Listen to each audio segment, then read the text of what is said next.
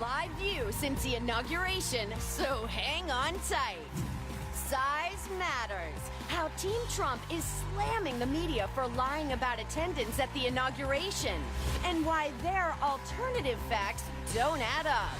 And check out Whoopi hitting the streets of New York to join the millions who turned out for the historic Women's March. Plus, comedian Cristela Alonzo hits the Hot Topics table. Then, new year, new View Your Deal. And you need to get in on this one. Let's go! Let's get to Hot Topics with Whoopi, Sunny Hostin, Joy Behar, Sarah Haynes, and Jedediah Bila. Now, let's get things started.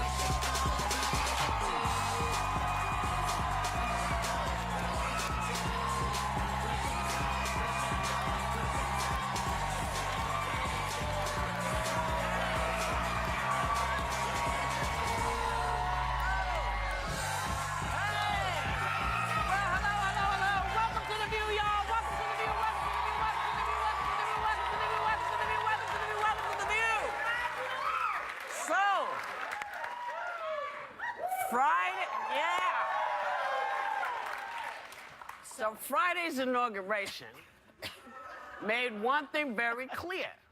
Our new president really does think size matters. Because photos show that he did not attract the crowd, I guess, that Obama did in 2009, but he insists that about 1.5 million people were there, and the press secretary, Sean Spicer, went even further. Take a look.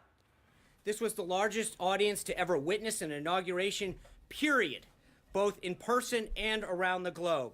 These attempts to lessen the enthusiasm of the inauguration are shameful and wrong. You know, he should know better. He should know better than to parrot what his boss is telling him to say. Yeah. He's the worst one in a way because he does know better. We've met him. He's been here. Yeah. He seemed fairly normal. Well, yeah. but I think that's what it was so disconcerting to me, because look, our eyes aren't deceiving us, right? I mean, we see the pictures. Crowd scientists have said clearly President Obama had more people at the inauguration. And this press secretary, he's the official, he's a White House official, and he is responsible for disseminating information on behalf of the administration, on behalf of the government. If we can't believe what he is telling us, what can we believe? It's really nothing. There was it's really difficult. To bounce off on what you're both saying, there was a great article at the Weekly Standard, conservative publication online that I read, and it was called Trumpism Corrupts. And it talked about how people like Spicer, you know, they feel the need to do this because the direction is coming from the top. Yes. And that is straight from Trump. And they were saying in the article, you know, they were talking about the problems with the Obama administration and whatnot and saying, why are you focused on the crowds? Who cares? And he brought does. it back. Who He cares? does. He cares. The size of a crowd is not the reflection necessarily of a good presidency or a good leader or good ideas, but it pointed back to Trump and said, you know, this is about Donald. So when you see Spicer come out or you see Kellyanne Conway come out and do these things, it's a reflection of him and what the man behind all of that cares about, and what he really cares about is his own ego. That's because right. that's what correct. he's worried On about. January 4th, Spicer was speaking with former President Obama's senior advisor, David Axelrod, about communication strategy, and he said, quote, "The one thing, whether you're Republican or Democrat or independent, is that you have your integrity." Then he said, "I have never lied."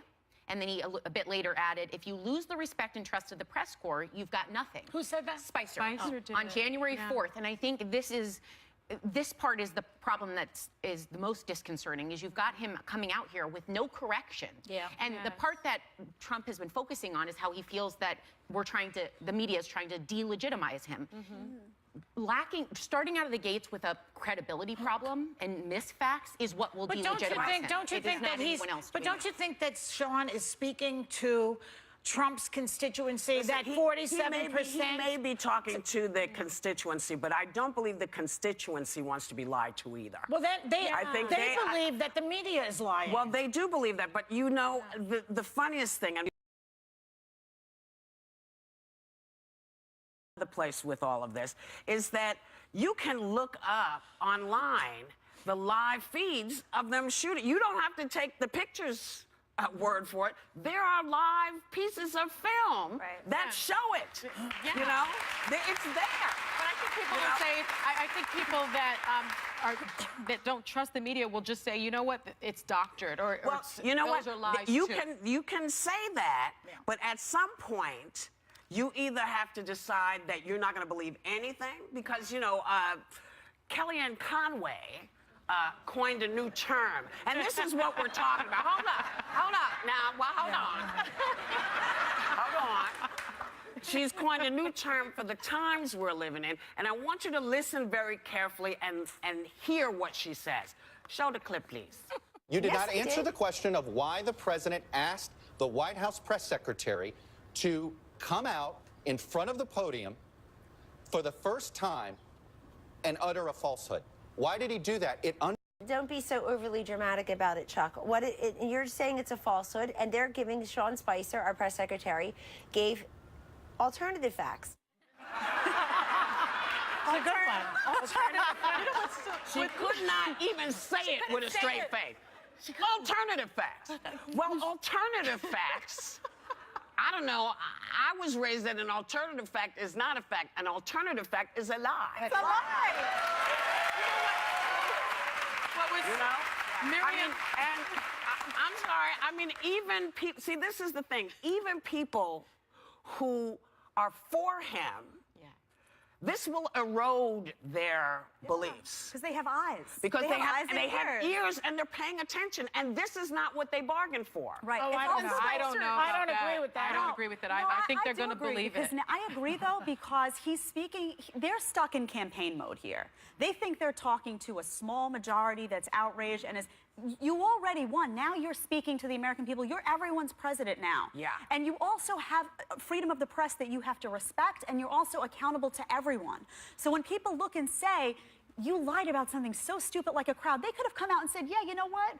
Barack Obama got better crowds than we did, and hopefully we'll do great things with policy, and we'll come through, and people will have our backs. Hold your breath. He's never going to do that. He's never going to. But I believe, because I saw what happened over the week. We'll talk about the march in a bit. But I saw what happened, and some of those women who were marching were Trump people. And what a couple of these wonderful women said to me was, you know, he said some things I really, you know, felt were important for our country, and then I saw that all he did was put a lot of, you know, older white men in places, and suddenly now I'm seeing that I'm going to have to fight for the same things that people fought for years it's a little ago. late.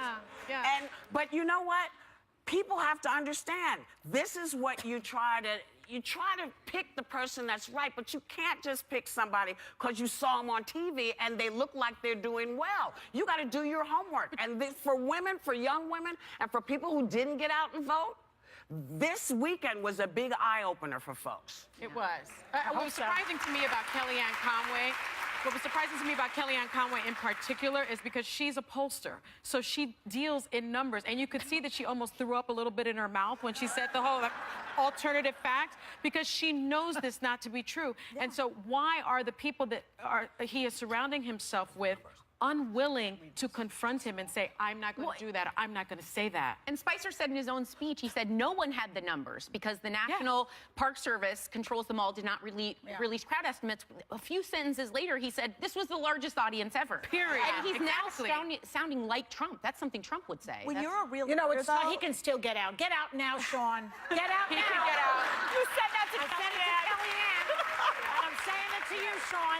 There's time to get out. You'll get a job on CNN. He has a lot of power. He has a lot of power. I mean, can you imagine if he quit, how much power he would have? Yeah. Well, so he better why go can't he soon, tell? or he's going to erode all his integrity. And if why he can't wants he to be just a tell communications Well, I think that this is a it's too late now. conversation. This is a conversation for the Republicans as well. It's too late for You know, pay attention, because y'all are, you know, you're selling your soul out for something, and I don't think you realize the price you're paying. the price that we're going to pay. I would like to say that I am actually 5'7", 120 pounds, soaking wet. I used to be a runway model, and I'm 25 years old. Okay, that's the alternative facts. This is fun. Right, let's just all do alternative facts. I just want to say, Whoopi is actually Caucasian. See, they're not sure either. He'll be right back with more topics. Whoopi joined the millions who took over cities around the world at Saturday's Women's March. And she's taking you with her next.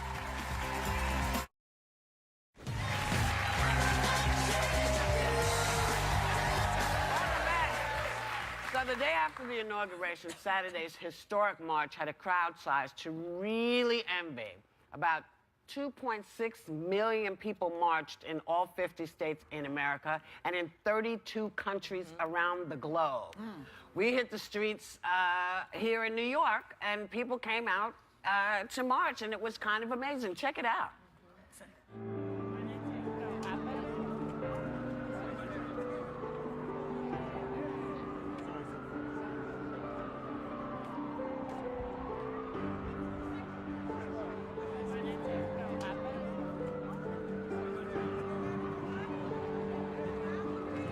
Over 400,000 people turned out for the Women's March on New York City. A sea of diversity, and their signs each told the story of why they marched. For women's rights, civil rights, and LGBTQ equality. Whatever the cause, people showed up, stood up, and they damn well spoke up. Last time I saw this, we were marching in Washington for the quilts. That was the last time where I looked and saw just a sea of people. We're here, they're here, little kids are here because they know something's wrong. Welcome to the stage, the one, the only, Whoopi This is on us, every one of us here in this audience, in this march, everywhere around the world. This change is on us. And if we, the people who are here, do not take that to heart and do not understand that we've got to go further than you ever thought you could. Because what's at stake is everything you believe in.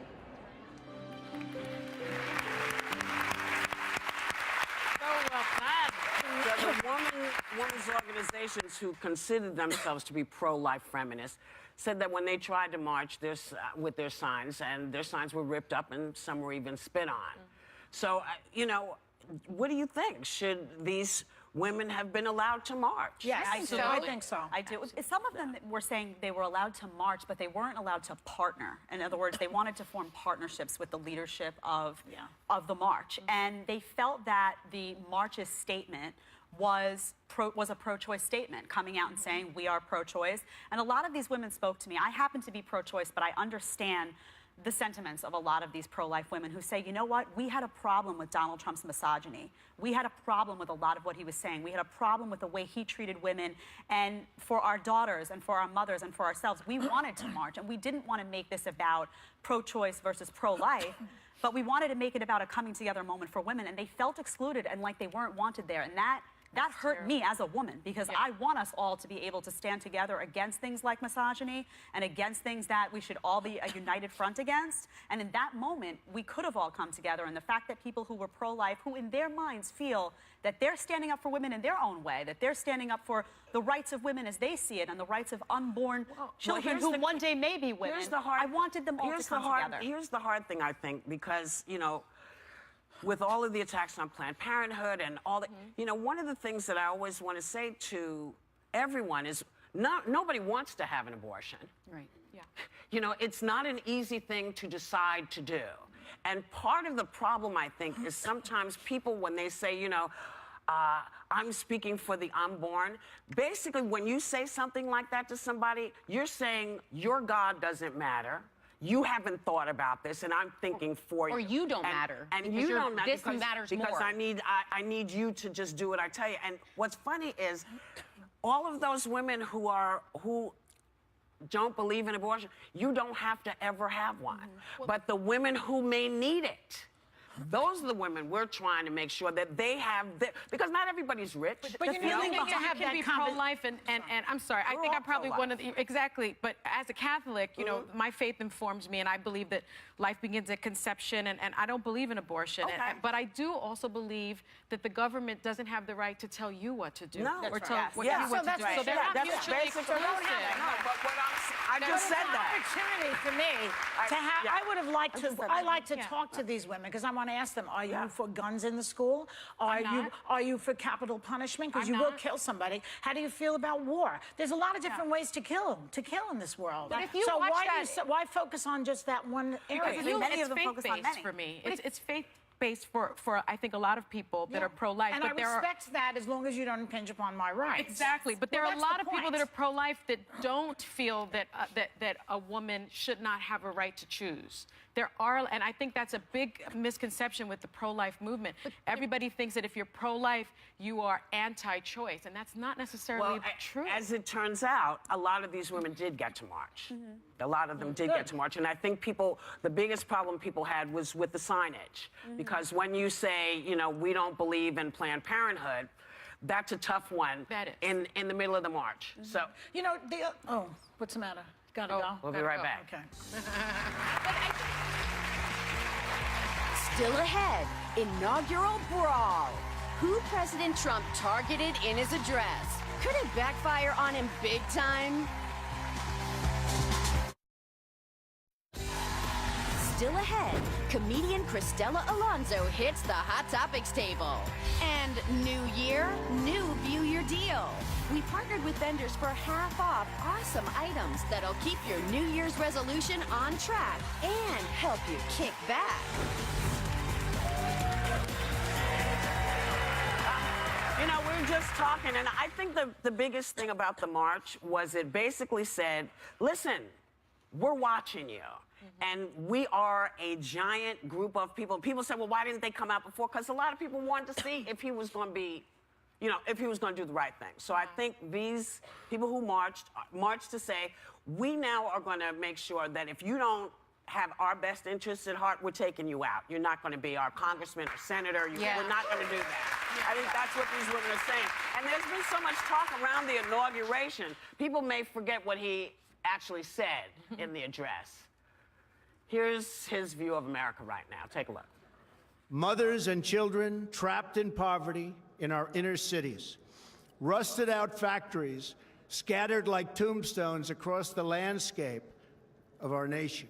And the crime, and the gangs, and the drugs that have stolen too many lives and robbed our country of so much unrealized potential. This American carnage stops right here and stops right now. Well, you know, if you use the word carnage to describe this country, then whatever you do looks good, right? This is part of his plan. I'm going to say everything's awful, and then I'm going to fix it bigly. Sounded like the Hunger Games. Yeah. And by the way, he inherited a robust economy. He inherited a low unemployment. He inherited quite a few things.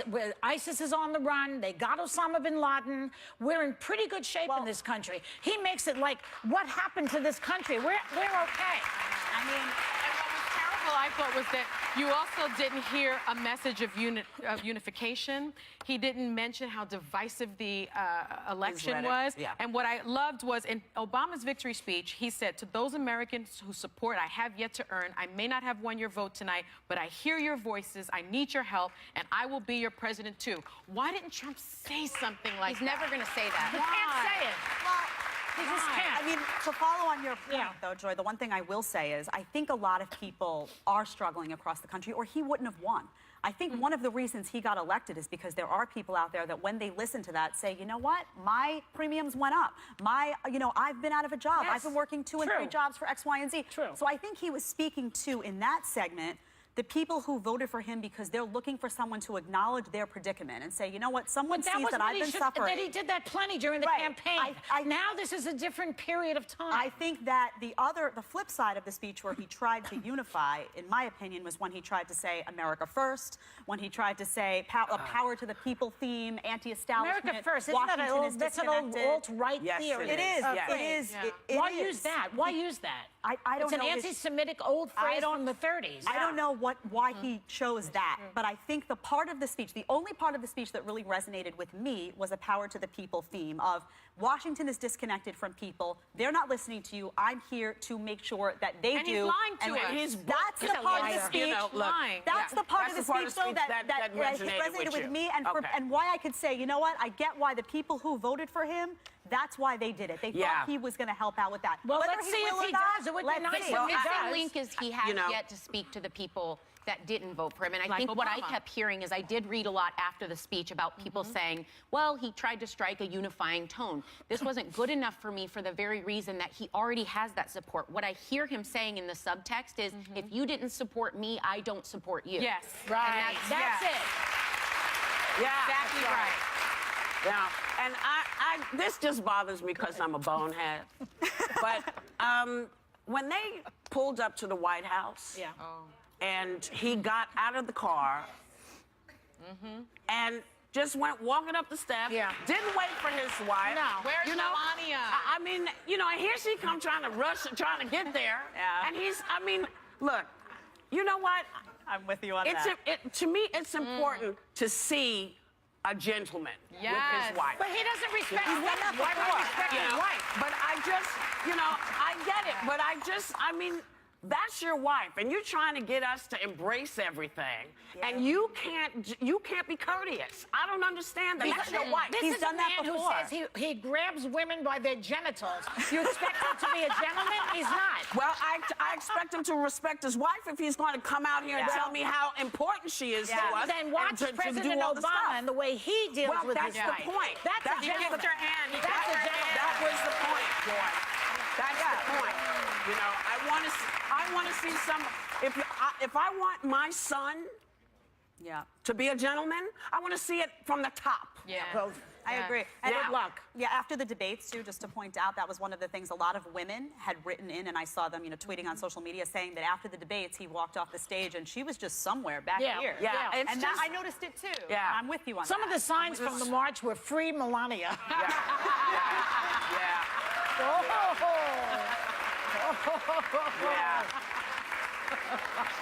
Well, we're in it now, y'all. We'll be right back.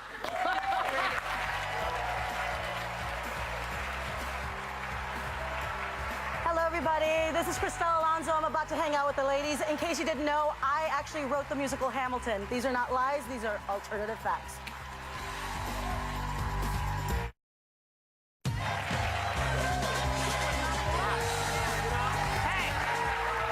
Sitting here talking because, I'm just going to throw myself in here. It's Christella. The fabulous Christella Alonso, my girl. I love your intro. Look, guys, this is Christella. But because we're talking about the march, talk about the march. You were in Washington. I went to the march in D.C. And You're so cute. I went, this is me, and actually, I wore this pin for Dolores Huerta, who is actually a very famous Latina activist that everybody should know. Yes. She wanted to attend the march, and she couldn't because she was actually showing a documentary at Sundance based on her life. She wanted to be there, so I wore the pin just in spirit because I wanted to support her because she's done amazing work. Yes. DC. I was just saying to the ladies here at the table, women talk about sisterhood, and this weekend was the first time I felt it. Yeah. I felt it on such a genuine level. I took the Amtrak from New York to DC, and everyone on the train was a woman. Wow. We told each other, we were asking each other, we were going to the march. Everybody said yes. Everybody clapped. You know what was interesting, though? It was a 3-hour train ride. And we were also giddy, energetic at the beginning. And then what we realized throughout the trip, so many of us started telling stories about why we were going to the march. That's right. Wow. And that was eye-opening. Because it was that thing where we started out happy, and then after first, second hour, we're like, let me tell you what happened to me. Yeah. But see, You know what I mean? And it was like waiting to exhale, kind of moment, let's light these things on fire, we're walking because, out. a lot of people don't remember. A lot of young people don't remember what the country was like before all of these fights that we've had to have for years. And so to see all these young women, because I never felt part of the feminist movement, but I felt like... Absolutely. Yes. But you were saying, and this was maybe, I got an email from a pro-life group that said that the march's official platform called for open access to safe, legal, affordable abortion and birth control for all people. And Not true. But you're telling me that's not necessarily true. It was a multi-platform. Not true. Not true. I was there from the beginning to the end. I'm friends with some of the women that organized the march. And I will tell you, I sat through the entire thing. There were about 30 speakers the entire day. And what we talked about was equal rights, equal pay, immigration, how we were going to protect each other and like call things out when we saw things wrong. It wasn't anything like that, and I don't like people talking about it because that's not true. And you know, and how dare you try to demonize and change something that we actually supported. Look, I was disappointed in November. I mean, I was bitter at people that didn't show up and vote. I mean, I was bitter. But you know what? You got to get over it because right now, I need all the help we can get to change this country into the right direction. That's right. And to remind the politicos that we know who you are. And if you don't support us, we're not putting you back in office. And also, we're not going to do it. Can we talk about how important it is? I mean, for me, my work right now, I want to focus on empowering young adults and children and teach them at an early age how important it is to vote. Because the problem is, we are so disillusioned as a country. And social media doesn't help because children listen, they read, they see what people are saying, and if you're negative as adults, what are you teaching the kids? You're teaching them that the system is broken and there's nothing they can do. What we have to do is put in the work and realize change might not happen in our lifetime, but that doesn't mean we don't do the work. Well, and Crystal, you use your comedy as a platform to ignite change and energy. And right now, your new comedy special is called Lower Classy, which I love. And you have great material about coming from an immigrant family. And the wall. And well, you know, here's the thing. The wall. The wall. We know it by just the wall. Trump's gonna build a wall. First of all, doesn't he know we use tunnels now? I mean, okay? Or planes. Or planes. Did you see that tunnel Chapo had? It looked like a Disneyland ride. There was a Starbucks there. I'm like, okay. For me, so let's say that you build a wall. Build it all the way to California. What's next? What's after California? The ocean. Okay, we'll swim. I don't care. Like what he's doing is just building like a triathlon of immigrants. Because you gotta swim, you gotta run towards the wall, you gotta climb it, and first place is freedom. That's what he's doing. I'm telling you, right? It's crazy. Your laugh makes me happy. For me, it was important. I call the special Lower Classy because I talk about coming from a poor family. Because I feel like we don't talk about people like that enough. You know, and that's the thing that it kind of leads into like the political climate that we're in right now. We have so many people talking about certain lives, certain peoples that they've personally never met. You know, it's like until you put a heart and soul to these people, you can't really criticize them because you don't know what's happening. So I called it Lower Classy because I want to tell people I'm doing fine right now. I didn't start off that way. And that my story is the story of so many people. And if I can't tell that story on a TV show or whatever, I'm doing it by myself and I'm doing it on, you know, I'm putting it out. This is what we do. This is what we do. You know, we have a clip. You know, we love a clip on this show. So this is a clip from your special. Okay. Take a look. I recently bought the Zumba DVDs. Now, there's a Zumba DVD set that comes with maracas. You know what? It is always a pleasure to see you. It's always a pleasure. You are one of the funniest women on the face of the earth. And so we thank you. You know, this, her special, Lower Classy, begins streaming on Netflix tomorrow. So do yourself a favor. And if you can ever get out to see her live, you gotta go do it. You gotta do it. We'll be right back.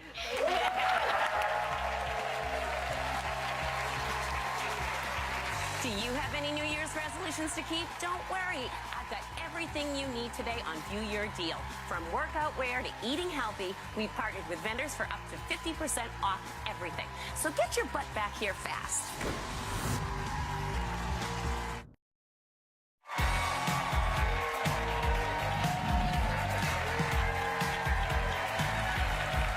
It's still January, so Is your New Year's resolution already hanging by a thread? We are here to help because we partner with vendors for half-off items that will help you stick with it and reward yourself for a job well done, but it's only while supplies last. So let's get shopping with lifestyle expert Greta Monahan. Hi! Here we are. I love it. Here we are again. We're kicking off the new year. We're going to keep those healthy habits going with all these deals. Check it out, RBX Active. I know you have it on, I have it on. I love this because it's very high quality activewear, and it obviously has really cool mesh and really nice vents to keep you ventilated, but it's also great to wear every day. You can go and grab a coffee. That's why I styled it with a little You made it look something so else. cute. Mine never looks like you know that. What? You don't have to put it in a separate drawer just to work out. Yeah, super comfy, really, really great, and very slimming and very flattering. You can see the little insets on the pants. Well, and I have to say that wearing cuter clothes does help you work out because I used to wear old camp t-shirts and I never made it through January. I'm with you. Yeah. And this way you do not have to break the bank today.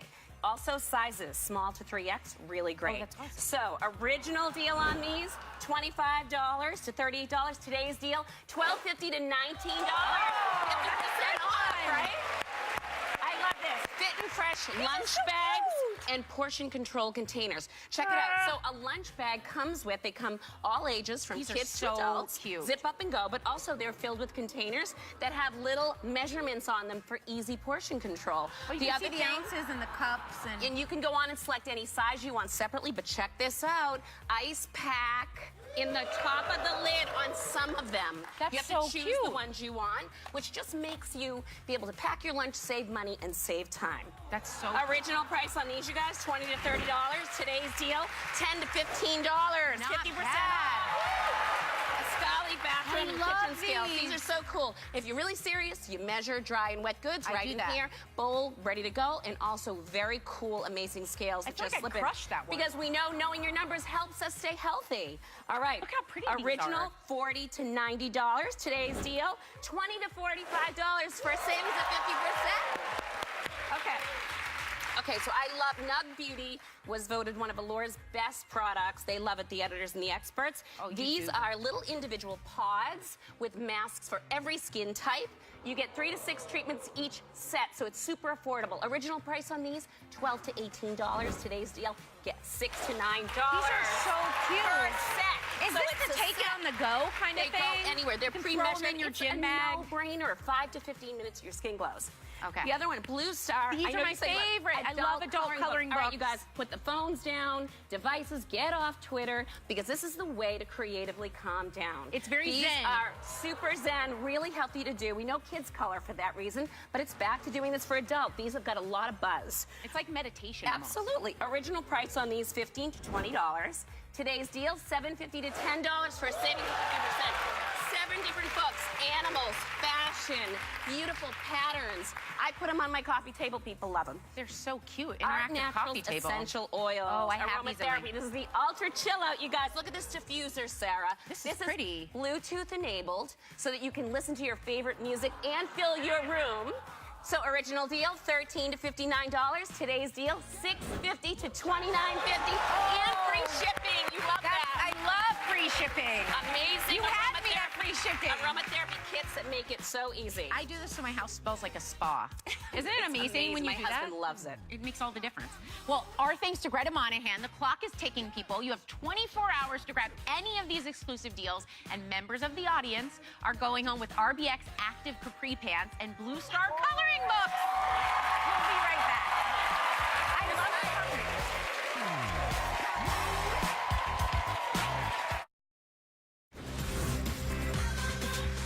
I know we only have a minute, but how crazy was the CIA stuff?